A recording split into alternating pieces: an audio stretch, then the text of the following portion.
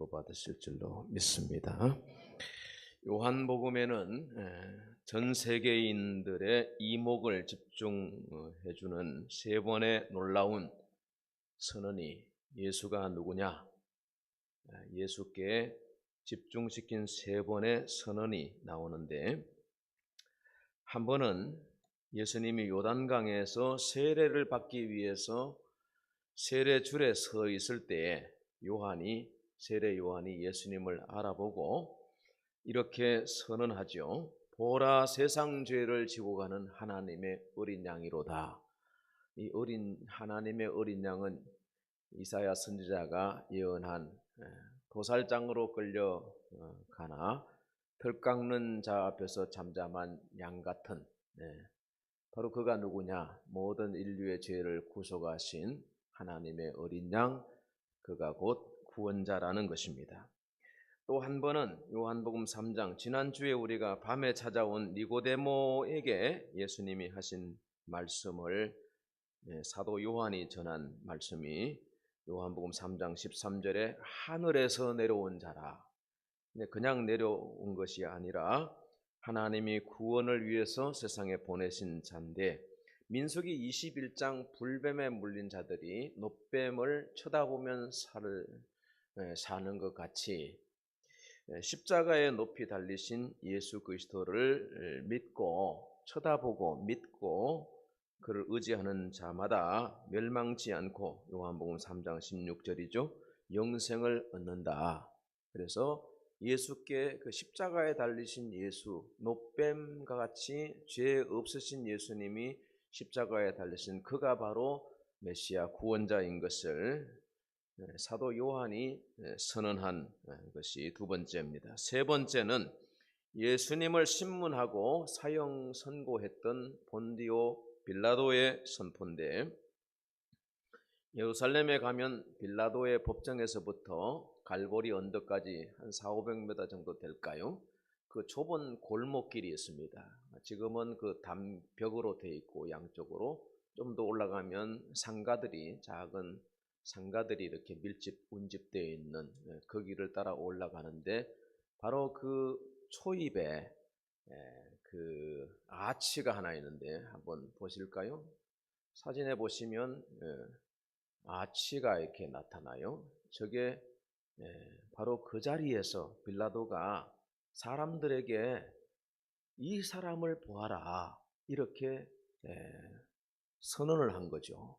그 소개를 한 거예요. 소개를. 이 사람을 보라 이 사람이로다. 성경에는 그렇게 요한복음 19장에 되어 있습니다. 바로 빌라도가 예수님을 소개한 바로 그 자리가 지금은 그 아치를 갖다가 에케 호모, 보라 이 사람을, 이런 뜻이거든요.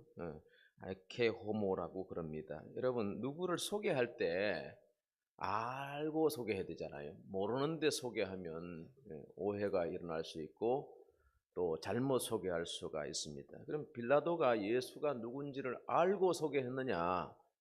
모른다는 말입니다. 이 사람이 누군지를 다만 이렇게 말했습니다. 나는 그에게서 아무 죄를 찾지 못하였노라. 그 죄는 너희가 당하라. 그러면서 책임을 회피했는데, 죄가 없으면 사형에 내주면 안 되는데도 불구하고 이 사람이 자기 정치하려고 예수님을 십자가형에 내어주면서 이 사람을 보라 그러는데, 자기도 모르는 이 사람을 소개를 하니까, 그러면 빌라도가 주목시킨 그 예수는 누군가 궁금하지 않겠어요? 자기도 모르는데 이 사람을 보라 그랬으니까 그 다음 사람들이 그 누군데요? 그 예수가 누구냐? 나사렛에서 온 청년이냐? 죄인 중에 괴수냐? 십자가에 달려서 죽었으니까 큰 죄를 지었나 보다. 유대인의 법을 어겼냐? 로마의 법에 저촉이 됐나? 그러면서 알아볼 거 아닙니까?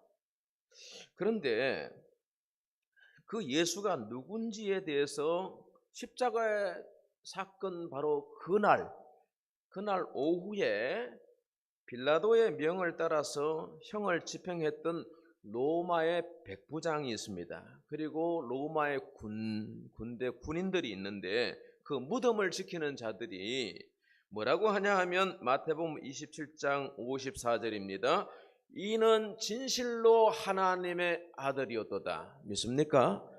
진실로 하나님의, 이게 제자들의 고백이 아니라 예수 사건, 십자가에 죽으신 예수를 보고 그걸 지키는 자가, 그 형 집행관 대장이, 백부장이 하는 말이, 진실로 하나님의 아들이었다는 거예요.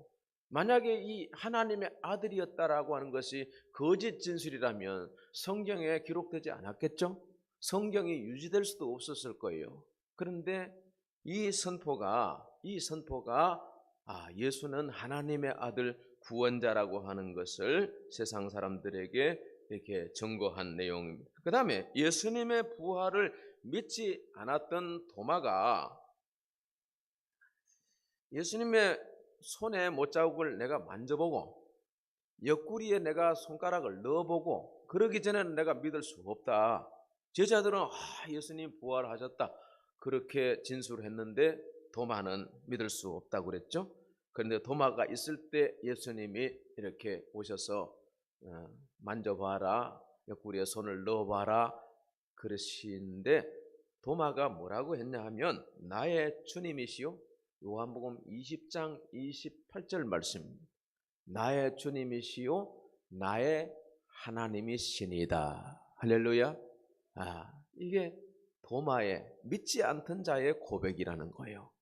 여러분 가족들 중에서도 안 믿는 사람들이 이 고백에 이르게 되기를 축복합니다. 아멘. 예수님의 십자가에 가장 가까이에 있었던 제자들이 다 뿔뿔이 이제 도망 위협을 느끼니까 도망을 가버렸는데 가장 가까이에서 임종을 지켰던 제자가 있는데 그 사람이 오늘 우리가 읽은 요한복음의 저자인 사도 요한이에요. 요한이 뭐라고 그 예수님의 사건을 다 기록하면서 마지막 장에 요한복음 20장 31절이에요. 앞에 스크린을 한번 보고 읽어보시죠. 시작. 오직 이것을 기록함은 너희로 예수께서 하나님의 아들 그리스도이심을 믿게 하려 하며, 누군지요? 하나님의 아들 그리스도라고 하는 진술이에요. 이게 예수 부활 이후의 모든 제자들의 이구동성의 증거라는 거예요. 그리고 오고 오는 모든 믿는 자들의 고백이라는 거예요. 저와 여러분도 오늘도 아까 신앙 고백을 하셨어요. 나는 하나님을 믿습니다. 나는 예수 믿습니다. 나는 성령을 믿습니다.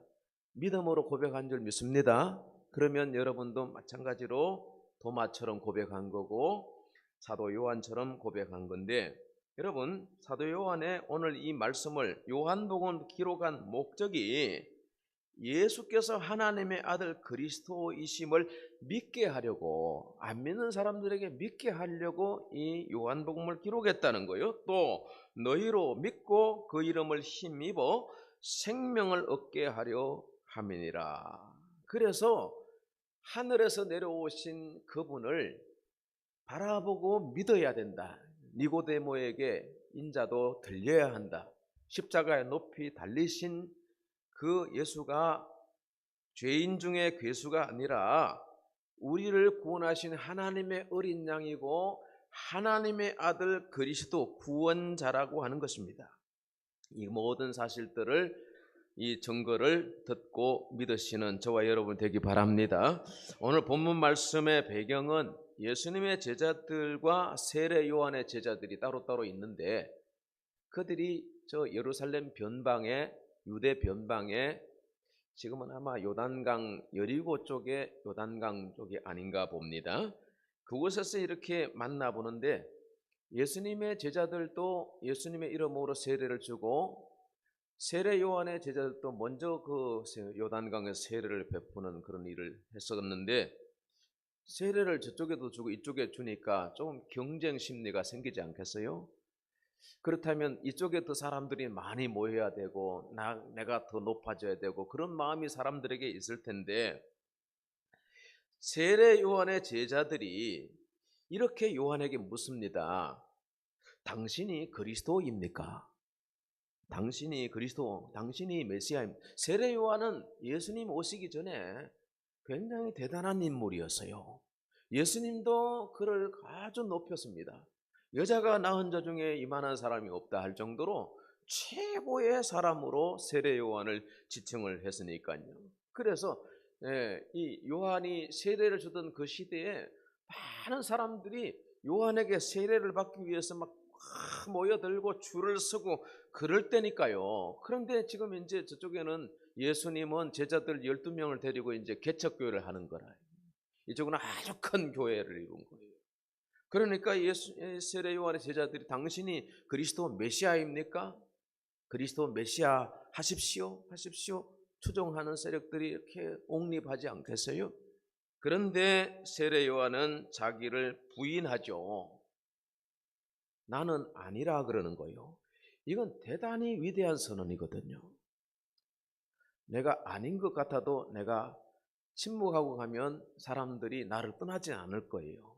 당분간은 그 모임이 계속 유지가 되고 큰 교회가 유지가 될 거예요. 그런데 세례 요한은 나는 그리스도가 아니요 그의 앞서 보내심을 받은 자라. 이렇게 요한복음 3장 28절에 그렇게 기록하고 있습니다. 그러면서 예수를 위로부터 오시는 이라고 표현하죠. 위로부터 오시는 이, 그가 누구냐인 겁니다. 그래서 이 사도 요한의 이게 진술들을 보면 굉장히 궁금증을 자아내게 해요. 위로부터 오시는 이가 누구냐 이거죠. 한 남자가 바다 밑에 한 10m쯤 되는 곳에서 장비를 이렇게 착용하고 스쿠버 다이빙을 막 하고 있는 거예요. 그러니까 유머니까 이렇게 좀 긴장을 풀고 들으시기 바랍니다. 나중에는 웃으실 거죠. 집에 가서 웃지 말고. 스쿠버 다이빙을 막 장비를 착용하고 막 바다 밑 10m에서 막 하고 있는데 저 위에서 비키니를 입은 여자가 이렇게 내려오는 거예요. 그래서 보니까 장비도 없이 막 내려오니까 야, 저 여자 참 대단하네 이런 생각이 들었어요. 그래서 이제 장비를 착용한 이 남자가 또 더 내려가서 5m 더 내려가서 있는데 또 저 여자가 또 내려오는 거예요. 와, 무슨 저런 여자가 있어? 그리고 또 더 내려가서 또 5m 더 내려가 바다 밑바닥에 가서 또 거기까지 내려오는 거예요. 그래서 너무너무 무섭고 놀래가지고 이 남자가 그 방수 칠판을 꺼내가지고 거기다가 적었어요. 당신 정말 대단하시오. 장비도 없이 여기까지 내려와요? 그랬더니 여자가 막 칠판을 빼앗아가지고 거기다가 뭐라고 정리하면 야 임마 난 지금 물에 빠져 죽은 거야. 죽을 지경이야. 야 임마 위에서 내려오는 자가 누구냐 이거요. 응? 세례 요한이 오늘 31절에 말하죠. 만물 위에 계시다가 내려오신 하늘에 계시다가 내려오신 분이라는 거예요. 31절 말씀 한번 띄워보실까요? 위로부터 오시는 이는 만물 위에 계시고 또 땅에서 난 이는 땅에 속하여 땅에 속한 것을 말하는 여기서 만물 위에 계시다 내려오신 그분이 누구신? 예수님이라는 거예요. 나는 땅에서 난 자라는 거예요. 땅에 속한 자라는 거예요. 어찌 비교할 수 있냐고. 얼마나 세례 요한이 겸손한 사람입니까? 그는 만물 위에 계시다가 내려오셨다. 예, 영어 성경 보니까 comes from above is above all 이렇게 되어 있습니다. 그러니까 위에 무엇보다 위에 계시는 최고로 위에 계시는 하늘 위에 계시던 만물보다 크신 분이시죠. 천지 만물을 만드신 그분이 하나님이신데 그분이 세상에 오셨다는 거예요. 어디까지 내려오셨냐? 육신을 입고 말씀이 육신을 입고 이 땅에 오셨으니 그리스도 하나님의 영광이라 요한복음 1장 14절에서 기록하고 있습니다. 그 하나님이 그분이 땅에 오셨는데 그가 어디까지 내려오셨냐? 사람이 되실 뿐만 아니라 십자가에 죽기까지 복종하시는 죄를 사하시기 위해서 당신이 희생제물로 십자가에 죽으시는 자리까지 내려오셨다는 것입니다. 그로 말미암아 저와 여러분이 생명을 얻은 줄로 믿습니다. 두 번째는 하나님의 말씀을 전하는 자라 그랬습니다. 34절 말씀이죠. 하나님이 보내시는 이는 하나님의 말씀을 하나니 이는 하나님이 성령을 한량없이 주심이라. 예수님은 하나님의 말씀을 전하기 위해서 오셨습니다. 물론 예수님 이전에도 하나님의 말씀을 전하는 자들이 왔습니다. 그들이 사사요, 그들이 제사장이요, 선지자들이었습니다. 그러나 그 말씀 전하는 자들의 말씀을 듣지 않고 선지자들을 핍박하고 잡아 죽였습니다. 그래서 맨 마지막에 하나님이 아들을 보내셨다는 거예요. 그런데 예수님 비유에 보니까 내 아들은 공경하리라 그랬는데 그 종들이 뭐라고 했습니까? 자, 저는 상속자니 잡아 죽이자. 불의한 농부들이 그 아들을 잡아 죽이는 비유를 예수님께서 말씀하셨습니다. 그러니까 예수님이 이 땅에 오셨는데 말씀을 듣는 듯 하는데 그 말씀을 듣고 지키지 않는 겁니다.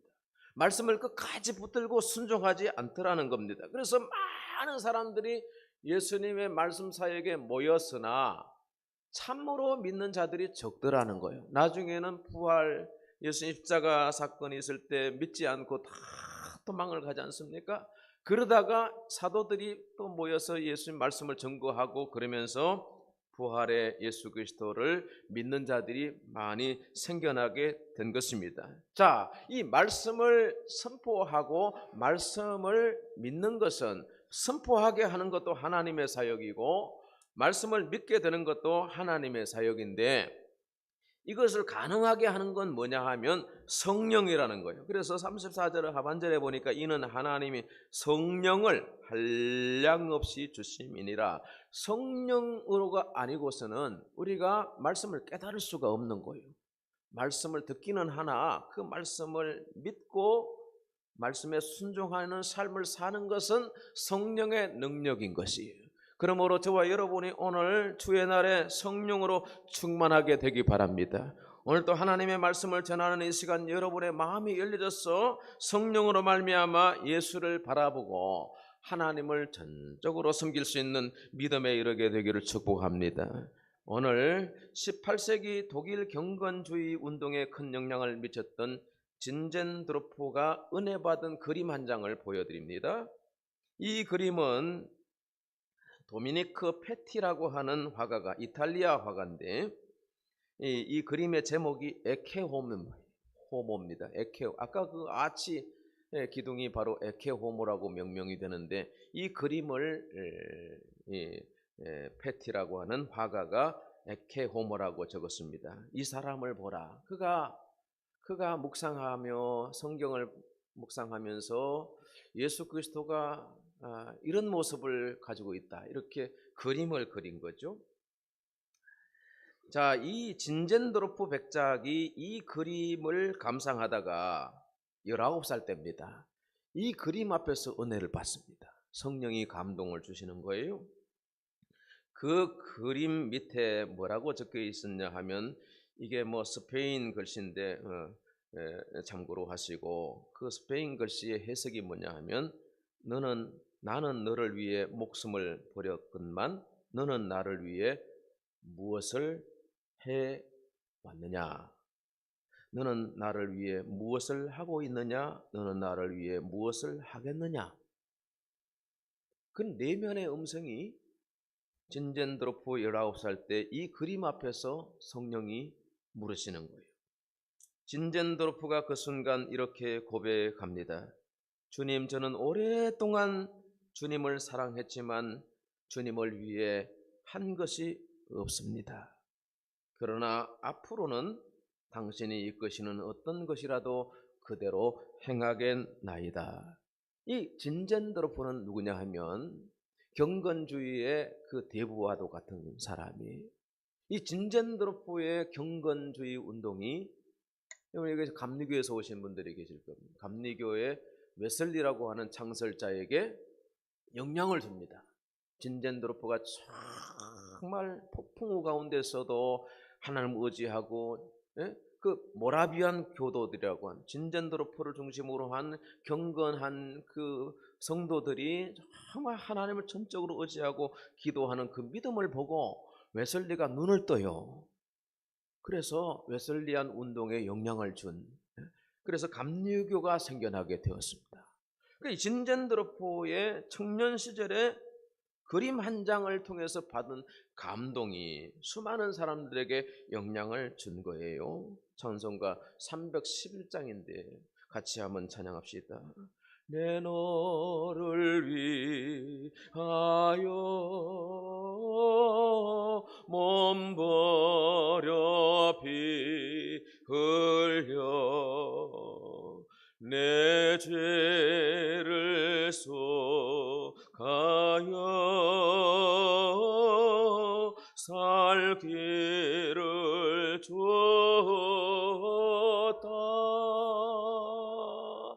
너를 위해 몸을 주건만 너무 어쩌느냐. 너를 위해 몸을 주건만 너무 어쩌느냐.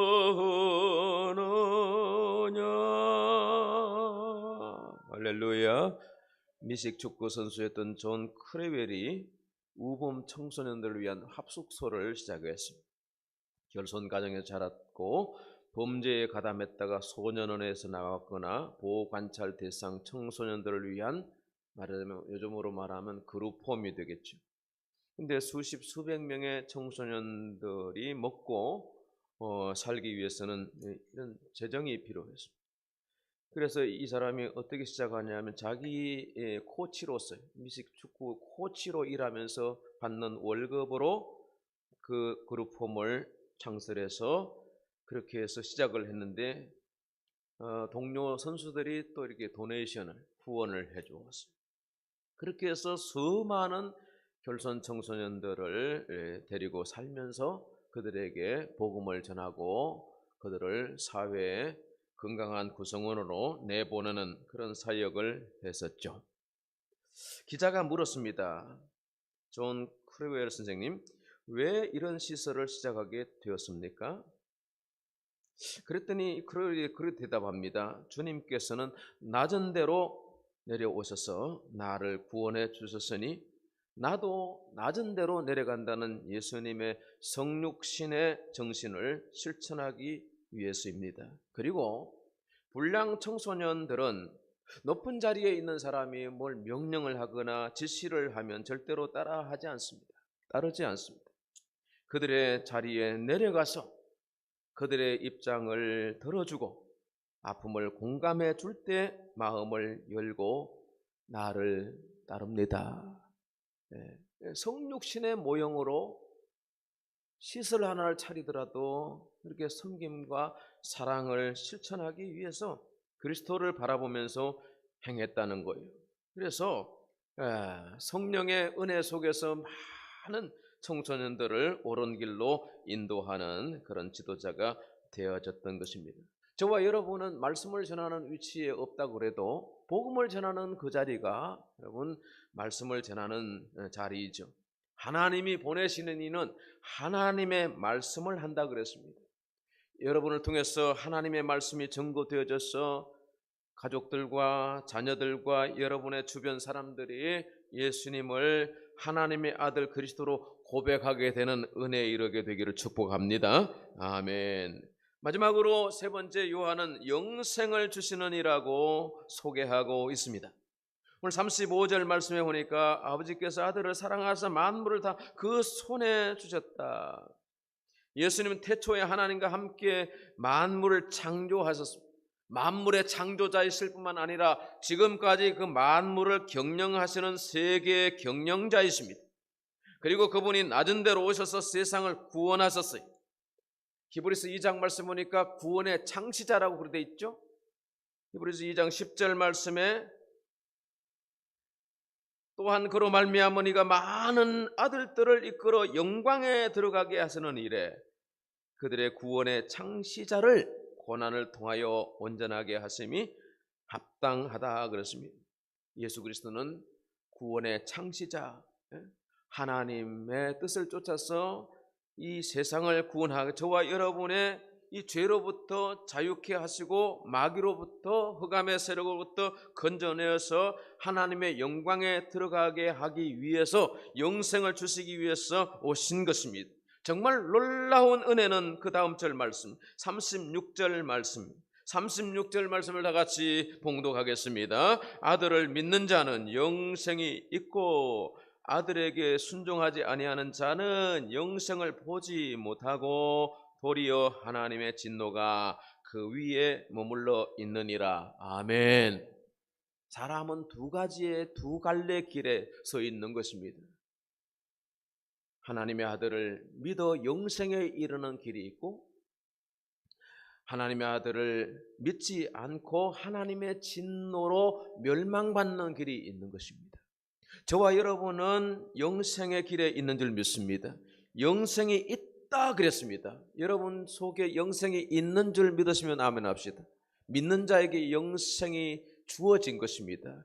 영생은 죽어서 천당 가는 것뿐만 아니라 우리 속에 이미 영생하는 생명이 예수 그리스도를 믿는 믿음이 우리 속에 있기 때문에 영생을 선물로 받은 줄로 믿습니다.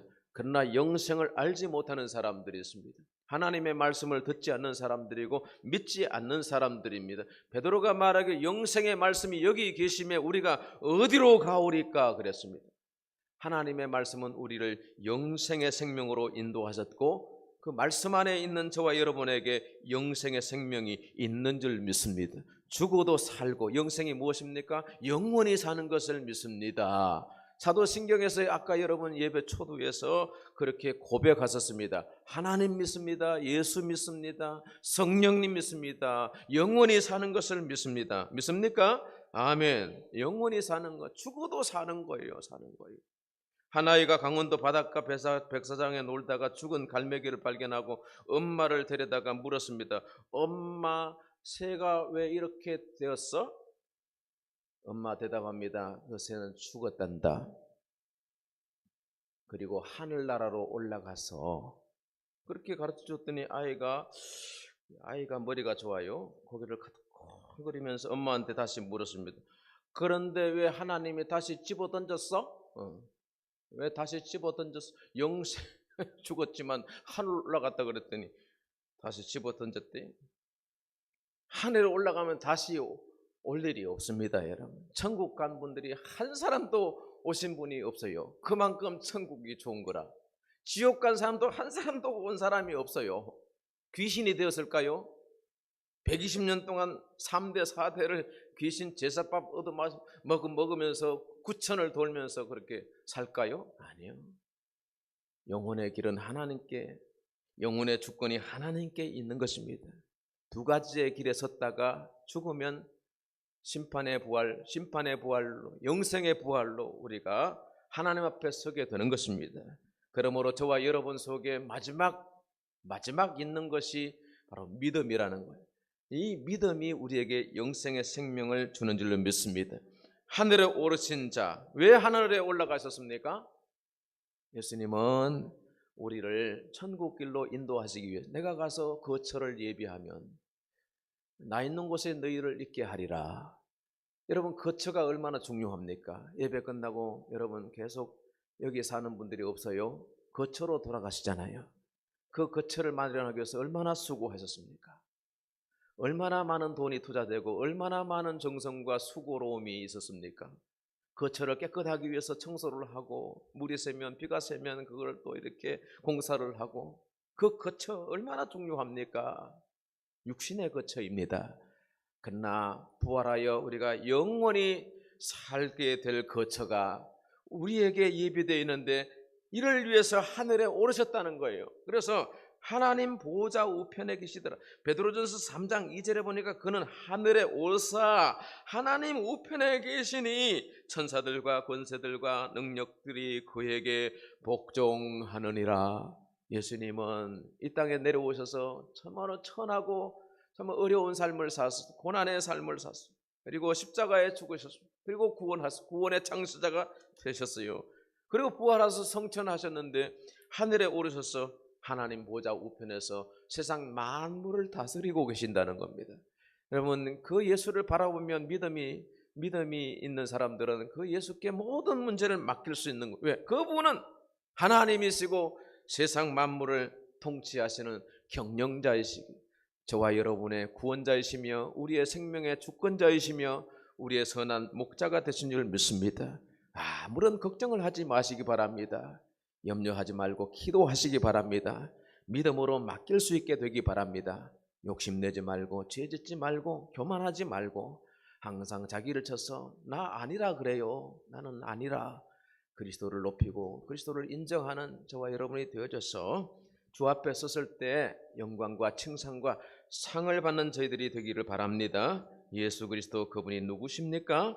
하늘에서 오셔서 십자가에 달리셨고 물과 피를 다 쏟으시고 그 몸으로 제물을 삼아 우리를 구원하신 예수님이십니다. 믿는 자에게 영생을 주시고 만물과 함께 영생을 우리에게 주신 하나님이신 줄 믿습니다. 기도하겠습니다. 하나님 아버지, 우리가 오늘도 예수 그리스도를 믿음으로 고백하고 선언하고 증거합니다. 예수님은 하늘에서 오신 자요, 예수님은 말씀을 우리에게 주셨고 그 말씀으로 우리가 믿음에 이르게 되고 성령 안에서 행하게 하셔서 영원한 생명을 얻은 우리가 이 땅에서 마땅히 행할 거룩한 사명을 받들어 그 사명을 이루는 그런 길에 서 있는 줄 믿습니다. 주여 우리를 도우소서, 우리를 붙잡아 주소서, 우리를 지켜 주옵소서, 천국까지 인도하여 주옵소서. 구원의 창시자이신 예수 그리스도와 함께 구원의 말씀을 전파하고 구원의 사업을 함께 하는 일에 쓰임받는 우리 모든 권속들이 되게 하소서. 예수님의 이름으로 기도합니다. 아멘. 찬송가 287장입니다.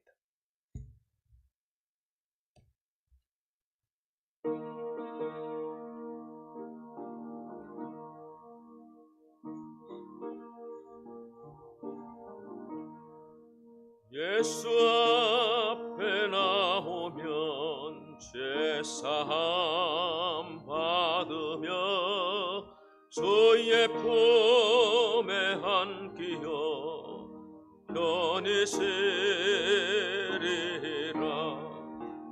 우리 주만 믿으면 모두 구원 얻으며 영생 복락멸류관 확실히 받겠네. 예수 앞에 나와서 은총을 받으며 마음의 기쁨 넘치어 감사하리라.